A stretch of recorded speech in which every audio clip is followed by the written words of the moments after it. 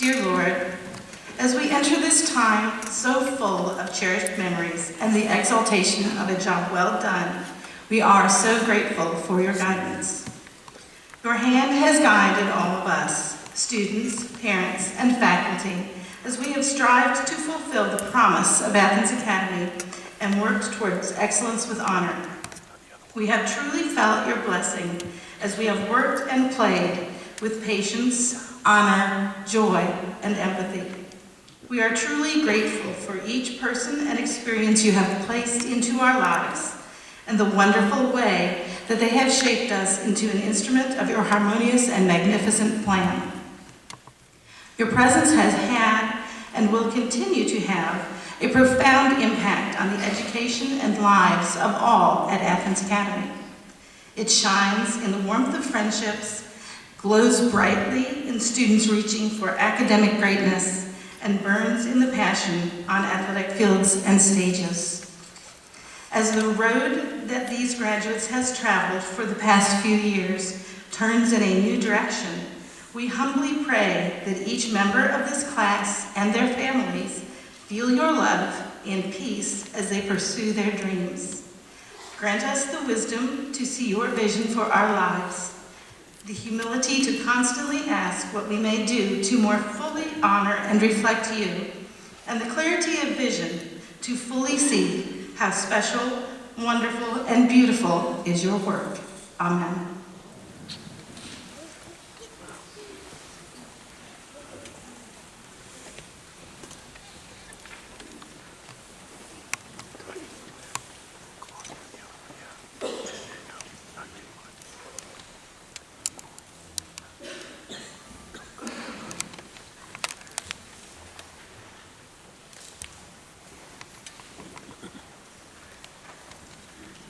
If you look closely, you can already see how nervous the teachers are.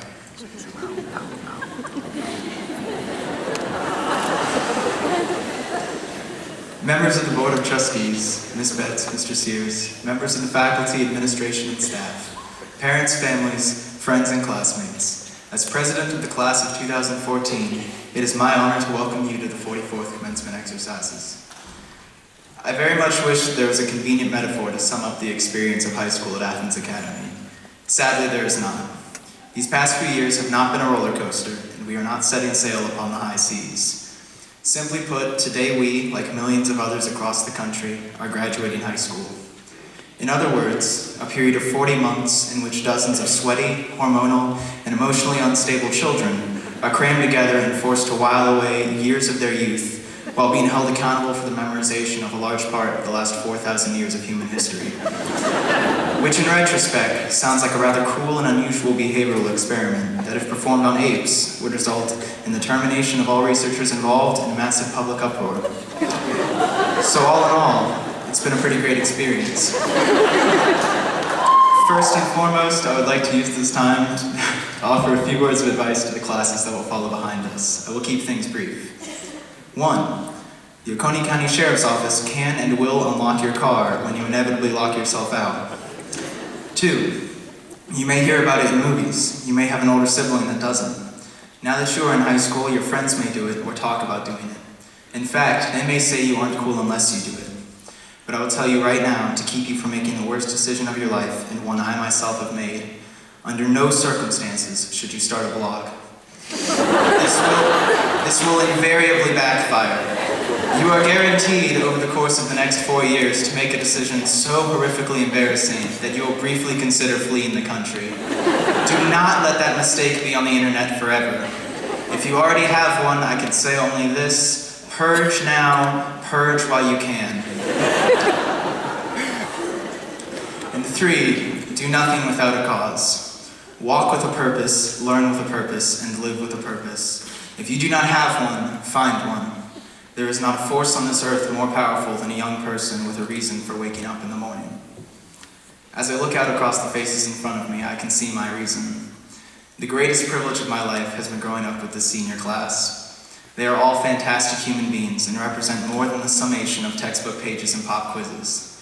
Richie Patel can tell you the make, model, and year of your car by checking the axle, and I guarantee you he will give you advice on how to get more torque, whatever that means. Zachary Cottrell can clock a buck from 2 football fields away. Miranda Dahl can describe the exact shade of orange that the color dragon's blood is. Annabelle Martin knows an entirely unnecessary number of constellations, which for the curious is any number greater than 0. I still find it impressive. Dylan McCabe can name every current and past member of the band Funkadelic, which is a feat that many members of Funkadelic are incapable of. Max Rustin has an encyclopedic knowledge of South Park, and Sam Williams can tell you that the current Surgeon General of the United States is Boris D. Lushniak. None of this they learned in a classroom, and all of which they will keep their whole lives. I can spend the rest of this evening telling you exactly what each member of this class knows, has done, and is capable of. However, I cannot, largely due to time constraints and the fact that many of us are sweating profusely under these gowns, myself included. However, know this, that each of them is a wonderful and unique piece of a breathtaking mosaic of talent, perseverance, endurance, and potential.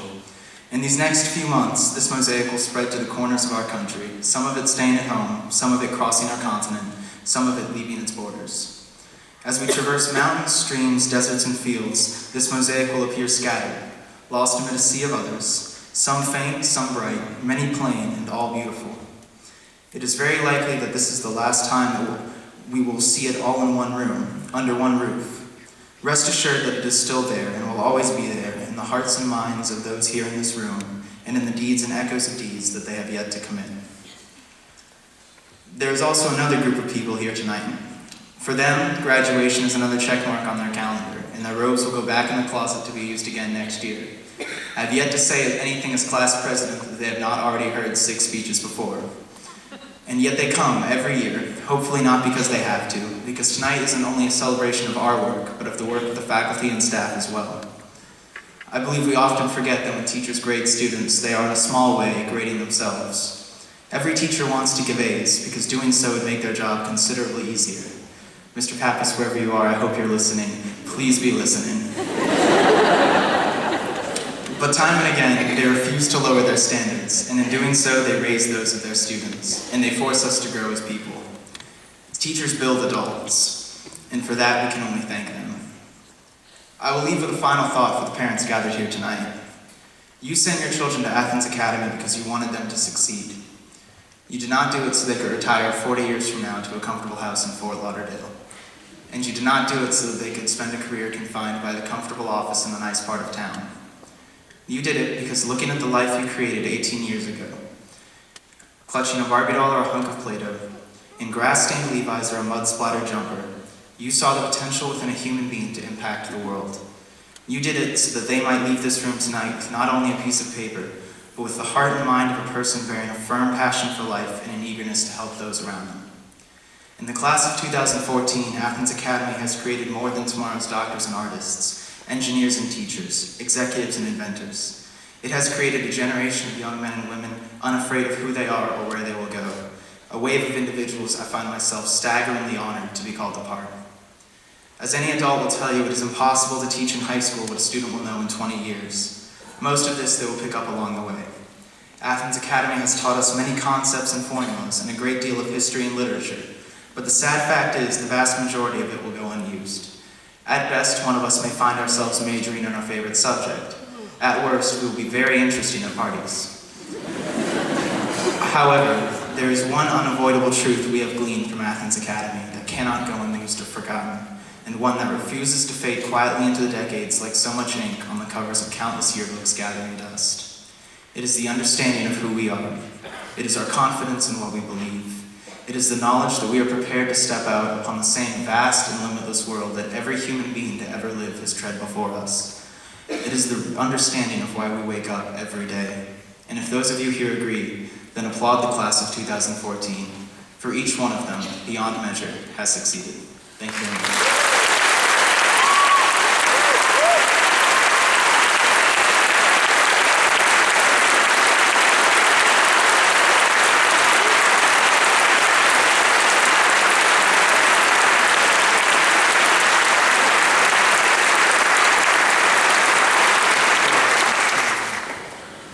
It is my pleasure to present the salutatorian and valedictorian for the Athens Academy class of 2014. These students were chosen based on their academic achievement.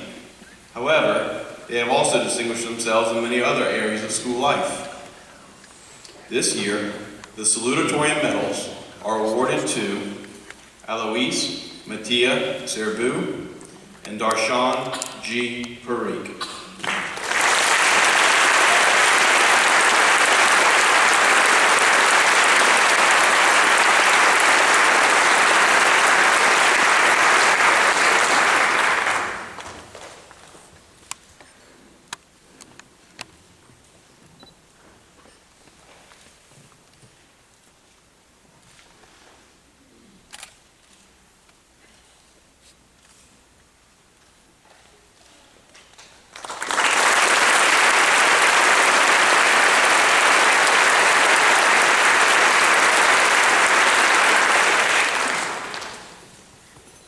This year, the valedictorian medal is awarded to Edward Kai Yan Tie.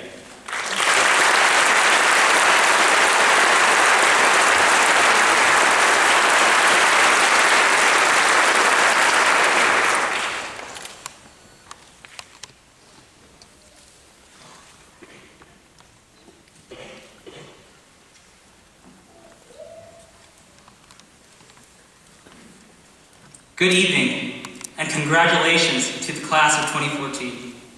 I'm humbled and honored to be speaking to all of you. When I found out I would be giving this address, I decided I would devote to this speech the same intensity and diligence each of you have devoted to an English essay. I started late last night. And now I'm here to say some last words about our incredible graduating class and to bid farewell to the wonderful people on the stage and in the audience.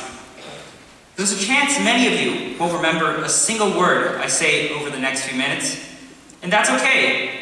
Each of you is engulfed in a swirling sea of emotions: sadness, nostalgia, peace, anxiety, and yes, happiness.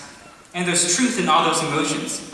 Remember those feelings. They're the pieces of memory you'll hold on to a few decades from now. Over time, the details may fade, but the colors, they'll stay true. While I'm here, I could give you advice, like play, listen to your inner voice, embrace failure, remember history, make art, unplug, work hard, be kind, change the world, balance your life, and dream. We play to feel alive. We listen to our inner voice to understand the direction of our lives. We embrace failure because life, in its hardness and grittiness, gives us no other choice.